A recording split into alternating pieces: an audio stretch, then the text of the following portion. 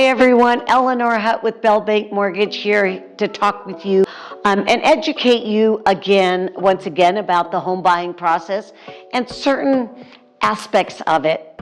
We love to give you knowledge. Okay, today's subject is about credit. Credit is such a big topic. Credit, I wish that they mandated credit, a credit class in high school. They don't teach you about that. And most people learn the hard way.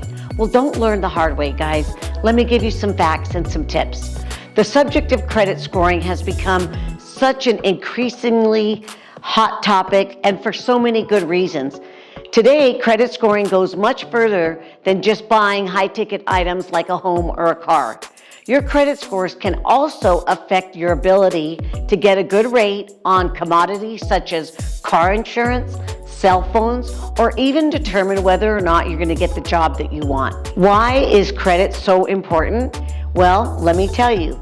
Your credit scores determine a lot more than just the loans that you can get and the interest rate that you get. People lending you money use credit scores to set premiums for auto and homeowners insurance. Landlords decide who's going to rent their homes based on credit scores. Credit scores determine who gets the best rates and who must make bigger deposits when you're getting utilities. Who would have thought that, your credit score affects utilities? But it does. So someone with a FICO credit score of a 620 range would pay approximately $65,000 more on a $200,000 loan than someone who has a FICO credit score of 760 or above. That is a huge difference, guys. On a 5-year auto loan of about $30,000, the borrower with the lower credit score would pay about $5,000 more over a 15-year period. That is huge. Let's talk about loans, home loans.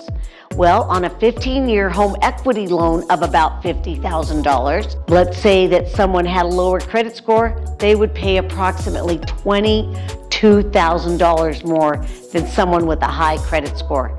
So just imagine when you're talking hundreds of thousands of dollars on a home loan, how huge, we're talking thousands and thousands of dollars of difference in interest rate from someone who has a lower credit score versus someone who has a higher credit score.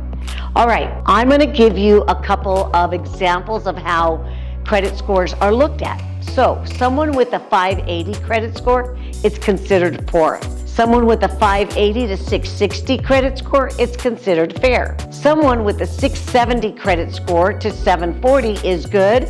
740 to 790 is very good. And anything 800 above is exceptional. That's where you want to be. Okay, guys, well, the good news is you can grow your credit with good habits. Good credit habits include paying your bills on time. That's very crucial to growing your credit scores.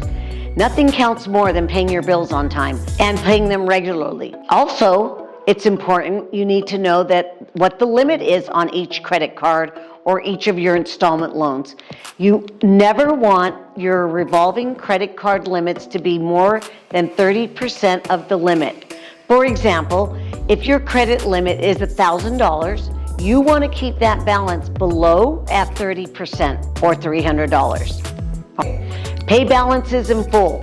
You can pay them in full. That will help increase your scores, but you do not want to pay them off. There's no need to carry debt when your goal is growing your credit scores. If you do carry balances, try to pay them down as quickly as possible. Avoid closing any accounts if you're trying to improve your credit. Once your credit scores are high and over 760 or so, you can close any accounts that you want to without major damage, but try to keep the highest limit credit cards open. You definitely want to talk with your lender first about that. All right, we're going to go over the 5 factors of credit scoring. Number 1, payment history weighs 35% of your credit scoring. This is the most important contributor to your credit score. Okay, the second thing is the amount that you owe.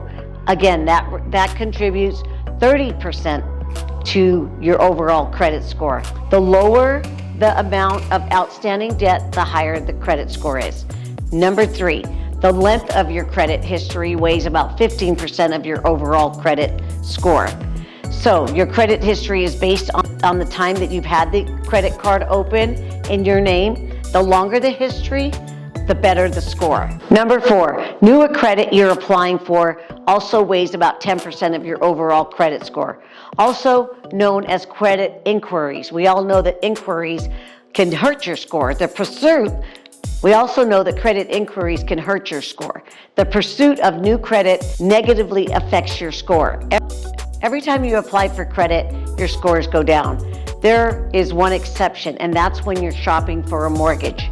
So just remember that the credit scoring modules only count for one inquiry if you're comparing and shopping from lender to lender. That window of period is open for about 45 to 60 days. Okay, and lastly, guys, number 5, the types of credit you use weighs about 10% of your overall credit score.